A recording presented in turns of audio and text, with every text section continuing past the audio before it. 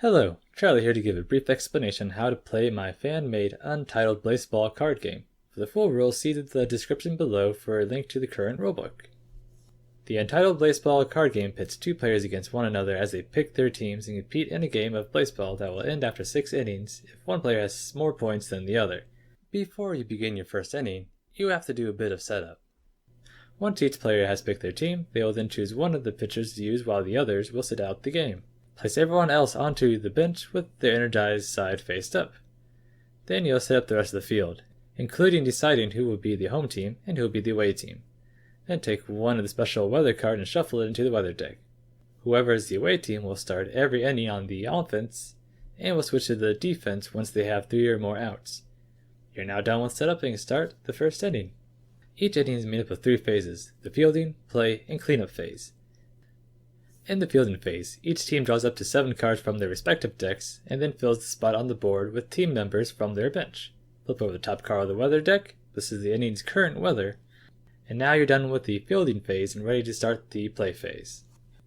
You'll be spending most of the game in the play phase. To begin, if either side has less than 7 cards when a batter comes up to base, you may then draw a card until you have 7 cards in your hand.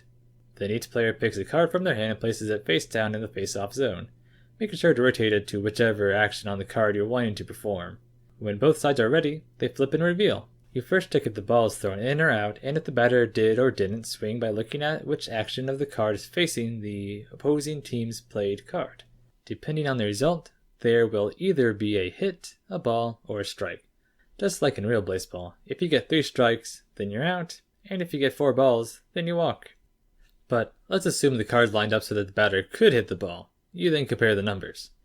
You add your player's relevant stat to the number on the card you played, with your opponents doing the same, and see if the offense equals or beats the batter.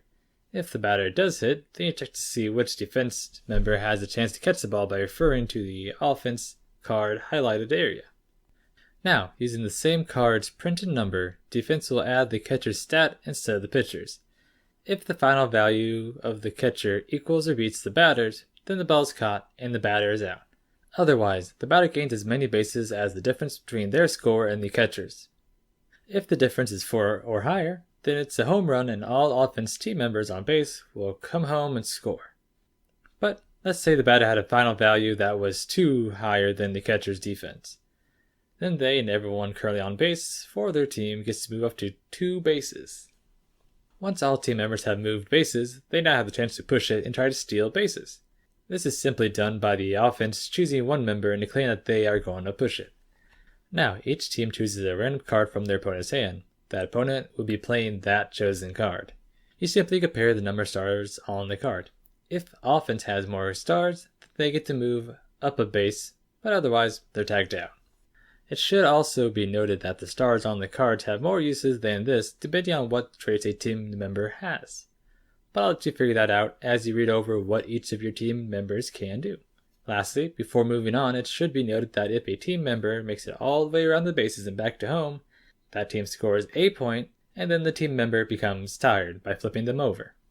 If there are no more moving team members and the offense has less than 3 outs, then play continues with a new play phase.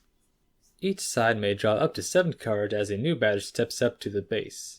When the away team has 3 outs, then it's time that they switch to defense and the home team becomes offense until they too get 3 outs. When that happens, it's time to do the cleanup phase.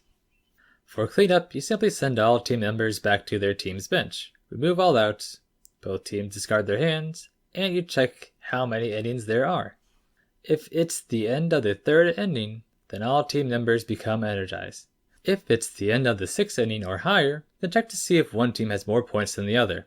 If one does, then they win and the game is over.